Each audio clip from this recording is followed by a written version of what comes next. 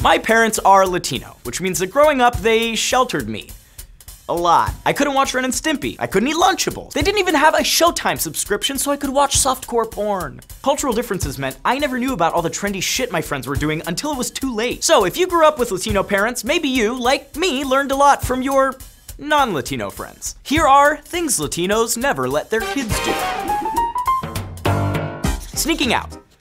All Latina moms have supersonic hearing. If I so much as sneezed in the middle of the night, I'd suddenly hear my mom screaming, "Gabi, Gabi, está bien!" And then the next morning, I would wake up doused in Vicks. The first time one of my friends suggested sneaking out in high school, I was like, how the f do you do that? How do your parents not hear you get up, change your clothes, open the window, close a window, and turn on a car? I still don't understand how teenagers get away with this, so I did what all cool tweens do and turned to YouTube for answers. How to sneak out at night. If you're not about to be the only one who wasn't at the party, follow these sneaky tips. Throw over a blanket and like neatly slide off the blanket onto the grass. Leave a note that says, "I went on a walk." Leave a note? If you are Latino, do not try that! The audacity of trying to trick her will only further enrage your mother. I'm sorry, mommy. British rock bands. My parents didn't go to Woodstock, they went to Menudo concerts. So when I finally got to college and someone would turn on a song by The Who or the Rolling Stones or even Led Zeppelin, I would run away because the last time I asked, "Who's that?" I got booed out of the room. It's cool though. With time, I too learned how to mumble along to the lyrics of Stairway to Heaven while desperately clutching a beer at a party. And then I was like, F those kids, because I bet when their parents got old, they started listening to Michael Bublé. You know how I feel. Please stop, I'd rather die at the hands of 1,000 Latin boy bands. Smoking weed. I didn't even know what weed looked like until a DARE officer showed me senior year in high school. I actually learned more about drugs in school than outside of it. Thanks, man.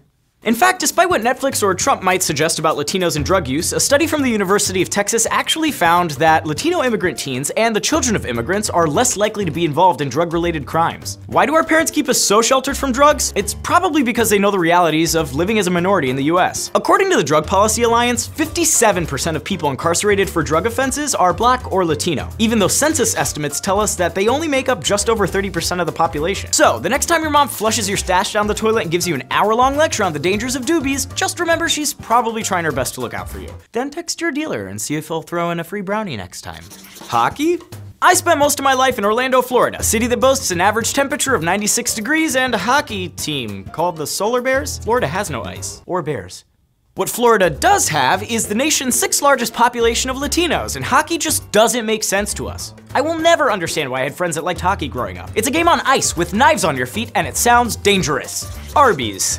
Even as my mother grew to embrace American staples like Starbucks or Costco or any restaurant named after royalty, Arby's became the line she would not cross. Maybe it was the cowboy hat logo, or the weird color of their fries, or the obscene portion of meat they try to smash between 2 buns, but Ingrid was not having it. In the long run, I don't feel like I actually missed out on all that much, plus I got to do a lot of cool stuff that my non-Latino friends didn't, like wear guayaberas all the time and eat pig ears on Christmas. So delicious. So folks, do you feel like you relate to anything growing up? Is there something left on your Latino bucket list? If so, let me know in the comments below. And if you are a pot-smoking Latino who likes eating roast beef sandwiches at hockey games, I must hear from you.